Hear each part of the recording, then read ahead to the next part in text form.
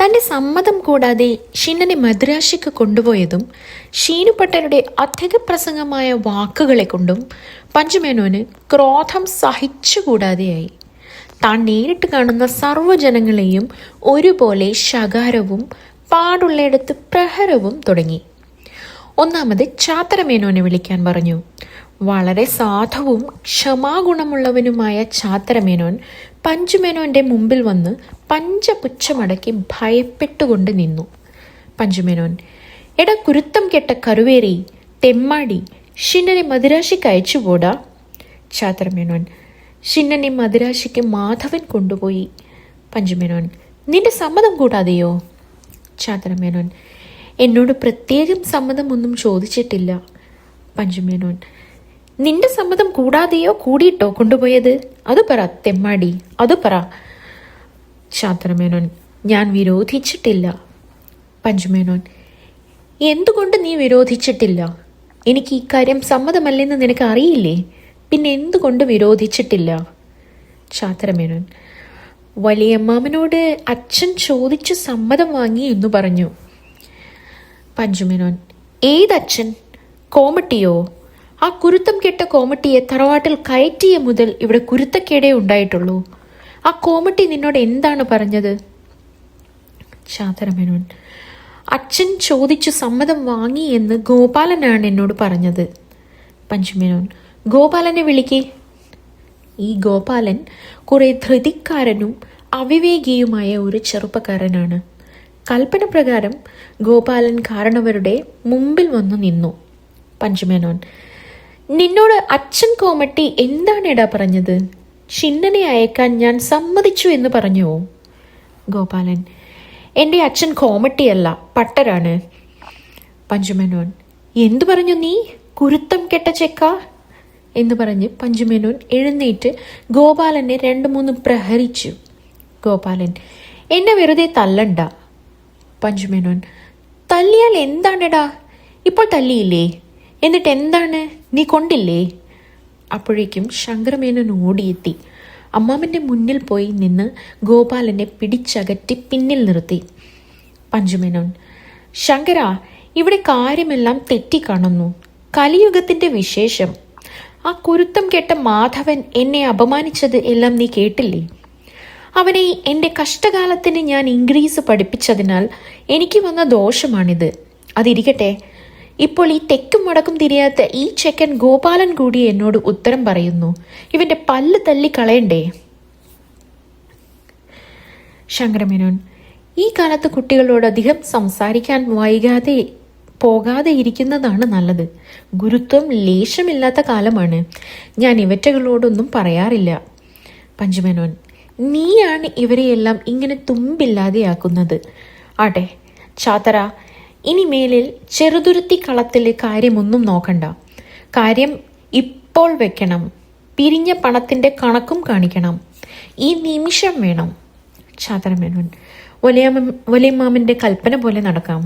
പഞ്ചുമേനോൻ: കഴിവേറി, നിനക്ക് വലിയമ്മാമൻ്റെ കൽപ്പനയോ? കോമട്ടിയുടെ മകൻ അല്ലേടാ നീ.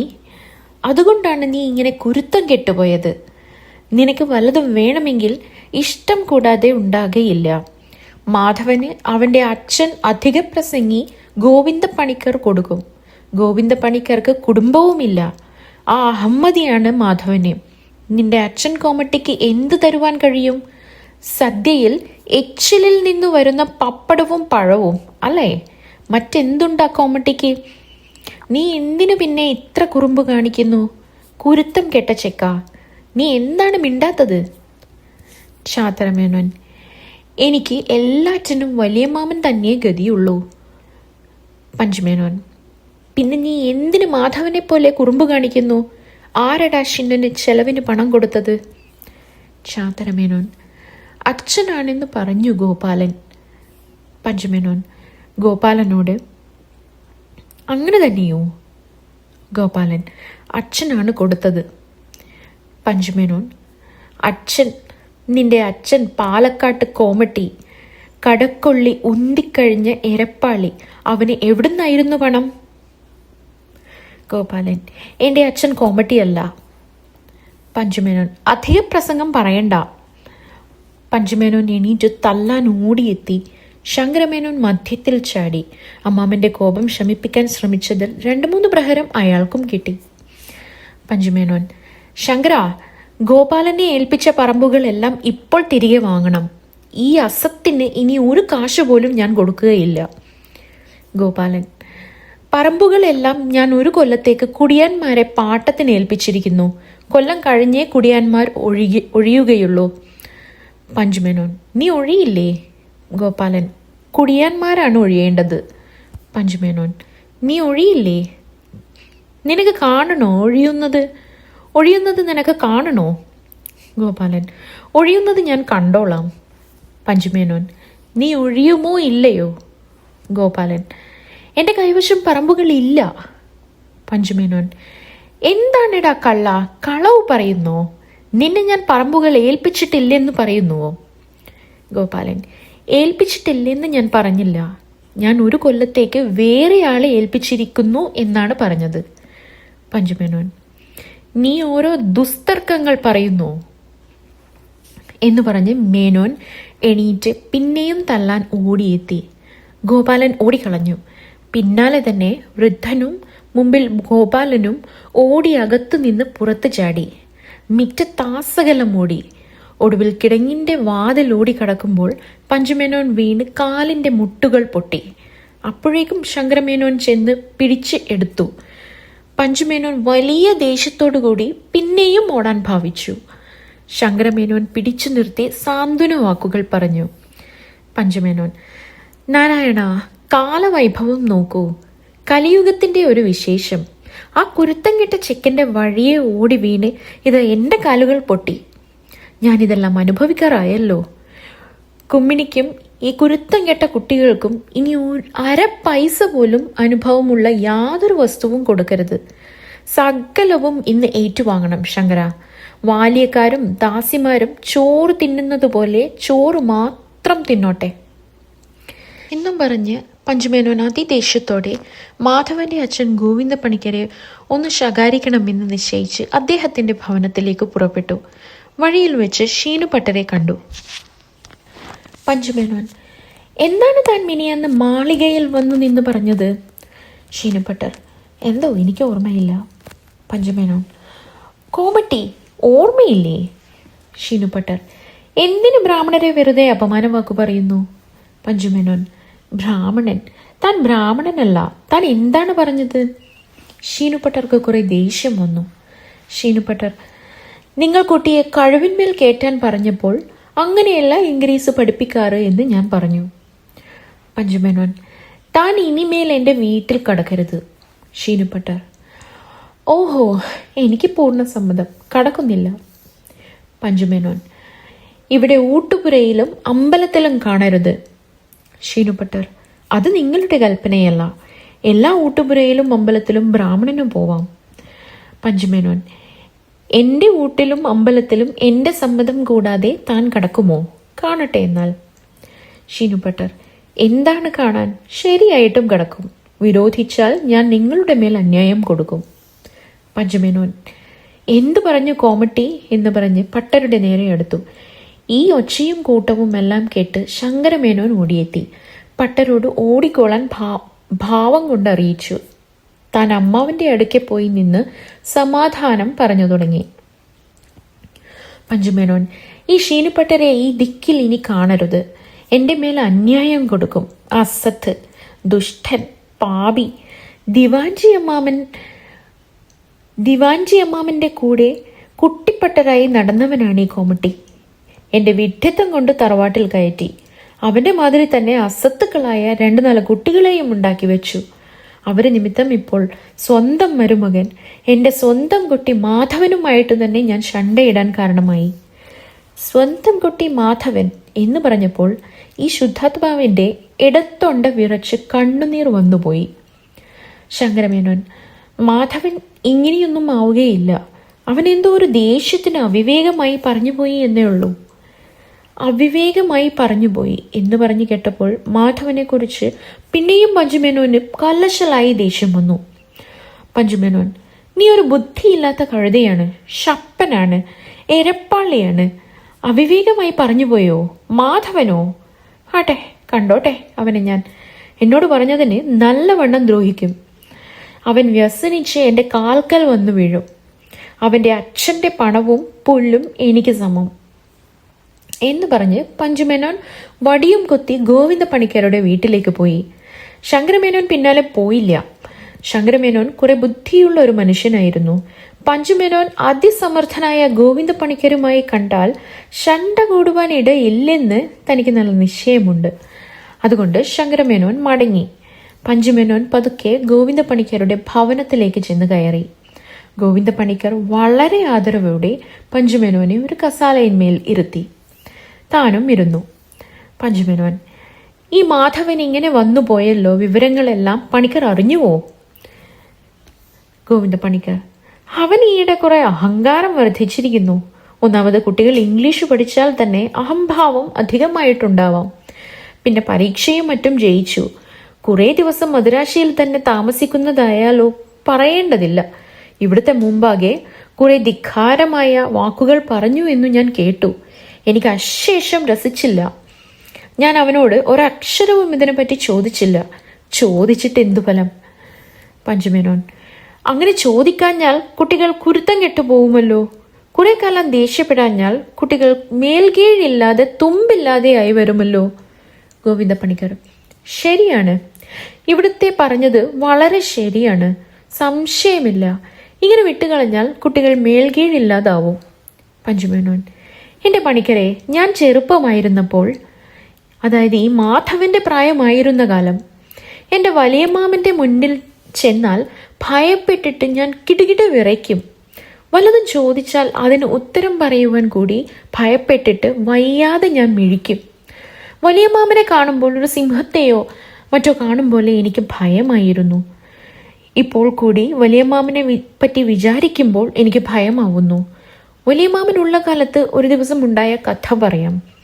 അന്ന് എനിക്ക് കുറെ ഇഷ്ടനായി ഈ ദിക്കിൽ ഒരു മാപ്പിള ഉണ്ടായിരുന്നു, കുഞ്ഞാലിക്കുട്ടി എന്നു പേരായിട്ട്. അവനെ ഗോവിന്ദ പണിക്കർ അറിയില്ല. മരിച്ചിട്ട് വളരെ കാലമായി. അവനും അന്ന് ഏകദേശം എൻ്റെ പ്രായം തന്നെയായിരുന്നു. അവൻ ഒരു കുറി ഏതോ ഒരു ദിക്കിൽ അവൻ്റെ ബാപ്പയുടെ കൂടെ കച്ചവടത്തിന് പോയെടുത്ത് നിന്ന് മടങ്ങി വരുമ്പോൾ ഒരു ജോഡി ചെരുപ്പ് എനിക്ക് സമ്മാനമായി കൊണ്ടുവന്ന് തന്നു. ഞാനത് എത്രയോ ഗോപ്യമായി സൂക്ഷിച്ചു വെച്ചു. വൈകുന്നേരം ഞാൻ പുറത്തെങ്ങാനും പോകുമ്പോൾ ചെരുപ്പ് മുണ്ടിലോ മറ്റോ പൊതിഞ്ഞ് പൂവള്ളി നിന്ന് ഇറങ്ങിപ്പോകും.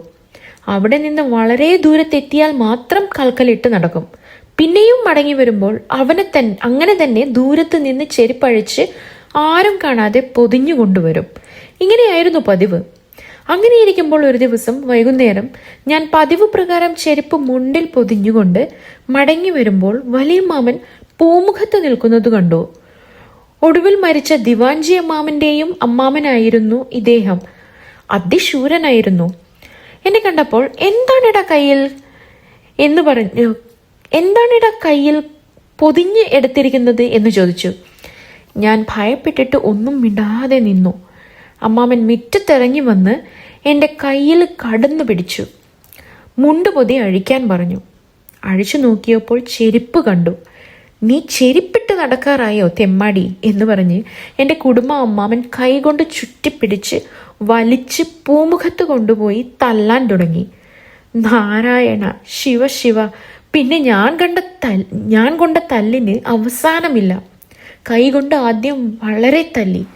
ദേഷ്യം പിന്നെയും സഹിക്കാതെ അകത്ത് കടന്നുപോയി ഒരു ചൂരലെടുത്തു കൊണ്ടുവന്ന് തല്ലു തുടങ്ങി. ഇതാ നോക്കൂ, എൻ്റെ ഈ തുടയിൽ കാണുന്ന ഈ വലിയ കല അന്നത്തെ തല്ലിൽ കിട്ടിയ മുറിയുടെ കലയാണ്. ഞാൻ ഉറക്കെ നിലവിളിച്ചു. അന്ന് ദിവാൻജി അമ്മാമൻ വീട്ടിലുള്ള കാലമായിരുന്നു. നിലവിളി പൂവരങ്ങിൽ കേട്ടിട്ട് അദ്ദേഹം ഓടി വന്നു. വലിയമ്മാമനെ പിടിച്ചു നീക്കി എന്നെ അടുപ്പിച്ച് പൂവരങ്ങിലേക്ക് കൊണ്ടുപോയി. എണ്ണയും മറ്റും ഇട്ട് ശരീരം ഉഴിയിച്ചു. ഞാൻ 15-20 ദിവസത്തേക്ക് എണീക്കാൻ പാടില്ലാതെ കിടപ്പിലായിപ്പോയി. എൻ്റെ ചെരുപ്പ് ചുട്ട് കരിയിച്ച് കളയാൻ അമ്മാമൻ കൽപ്പിച്ചത് പ്രകാരം അത് വെണ്ണീറാക്കി കളഞ്ഞു. അതുമുതൽ ഇതുവരെ ഞാൻ ചെരുപ്പിട്ടിട്ടില്ല. ചെരുപ്പെങ്ങാനും കാണുമ്പോൾ എനിക്ക് ഇപ്പോഴും ഭയമാണ്. ഇപ്പോഴത്തെ കുട്ടികളുടെ കഥ വിചാരിച്ചു നോക്കൂ. മാധവൻ പാപ്പാസ് ഇട്ടിട്ടേ നടക്കാറുള്ളൂ. ദിവാഞ്ചി വല്യമാമൻ അകത്ത് പാപ്പാസിട്ട് നടക്കാറില്ല. ഇവൻ ചിലപ്പോൾ അകത്തുകൂടി പാപ്പാസിട്ട് നടക്കുന്നത് ഞാൻ തന്നെ കണ്ടിട്ടുണ്ട്. കുട്ടികളെ ഇങ്ങനെ കുരുത്തം കെട്ടുപോയാൽ എന്ത് ചെയ്യും? കുട്ടികളെ ഇംഗ്ലീഷ് പഠിപ്പിക്കുന്നിടത്തോളം വിഡിതം വേറെ ഒന്നുമില്ല. ഇന്ദുലേഖ ഈ ഇംഗ്ലീഷ് പഠിച്ചിരുന്നെങ്കിൽ ഇതിൽ എത്രയധികം നല്ല കുട്ടിയായിരിക്കുമായിരുന്നു. ഇന്ദുലേഖ ഈ ഇംഗ്ലീഷ് പഠിച്ചിരുന്നില്ലെങ്കിൽ ഇതിൽ എത്രയധികം നല്ല കുട്ടിയാകുമായിരുന്നു. എന്ത് ചെയ്യാം, ഓരോ ഗ്രഹപ്പിഴയ്ക്ക് ഓരോ അപകടങ്ങൾ വന്നു ചേരുന്നു. ഈ ഇംഗ്ലീഷ് പഠിച്ചവരുടെ മാതിരി കണ്ടിട്ട് അത് പഠിക്കാത്തവരും ആ മാതിരി ആയി തുടങ്ങി. ആ കള്ളച്ചെക്കൻ ഗോപാലൻ, ആ കോമട്ടി ഷീനുവിൻ്റെ മകൻ എന്നോട് അത്ര ധിക്കാരമായ വാക്കാണ് ഇപ്പോൾ പൂരങ്ങിൽ വെച്ച് പറഞ്ഞത്. എനിക്ക് വല്ലാതെ ദേഷ്യം വന്നു. നല്ലവണ്ണം പ്രഹരിക്കണമെന്ന് വിചാരിച്ച് ഞാൻ അവൻ്റെ പിന്നാലെ ഓടി. വഴിയിൽ വെച്ച് ഞാൻ വീണു. ഇതാ എൻ്റെ കാലിൻ്റെ മുട്ടു പൊട്ടിയിരിക്കുന്നു. നോക്കൂ, കലിയുഗ വൈഭവം നോക്കൂ. ഗോവിന്ദ പണിക്കർ: കലിയുഗ വൈഭവം തന്നെ, സംശയമില്ല. ഒന്നാന്തരം കലിയുഗ വൈഭവം, അല്ലാതെ ഈ വിധം ഒന്നും വീഴാനും പൊട്ടാനും ഇടവരുന്നതല്ല, സംശയമില്ല. പഞ്ചുമേനോൻ: ഗോവിന്ദ പണിക്കർക്ക് ഇപ്പോൾ ഓർമ്മയുണ്ടോ എന്നറിഞ്ഞില്ല. നിങ്ങളുടെ കാരണവർ ഒരു ദിവസം നിങ്ങളെ കഠിനമായി തല്ലിയത് ഞാനാണ് ഓടി വന്ന് സമാധാനമാക്കിയത്. നിങ്ങളുടെ അമ്മാമൻ നാരായണ പണിക്കര് അതിശൂരനായിരുന്നു. നിങ്ങളൊരു ദിവസം ഓണക്കാലത്ത് വേറെ ചില കുട്ടികളോടുകൂടി ഈ അമ്പലവളപ്പിൽ നിന്ന് ആട്ടക്കളം പിടിച്ച് കളിക്കുന്നത് അദ്ദേഹം കണ്ടിട്ട് അമ്പലവളപ്പിൽ നിന്ന് നിങ്ങളെ തല്ലു തുടങ്ങി. ഇവിടെ എത്തുന്നതുവരെ തല്ലി. പിന്നെ ഇവിടെ വന്നിട്ടും തല്ലി. വല്ലാതെ തല്ലിക്കളഞ്ഞു. നിലവിളി കേട്ട് ഞാൻ ഓടി വന്ന് സമാധാനമാക്കി. പിന്നെ അക്കുറി ഓണത്തിന് നിങ്ങൾ പുറത്തിറങ്ങി നടന്നിട്ടില്ല. ഇത് ഓർമ്മയുണ്ടോ? ഗോവിന്ദ പണിക്കർ: എനിക്ക് സ്വപ്നം കണ്ടതുപോലെ ഓർമ്മ തോന്നുന്നുണ്ട്.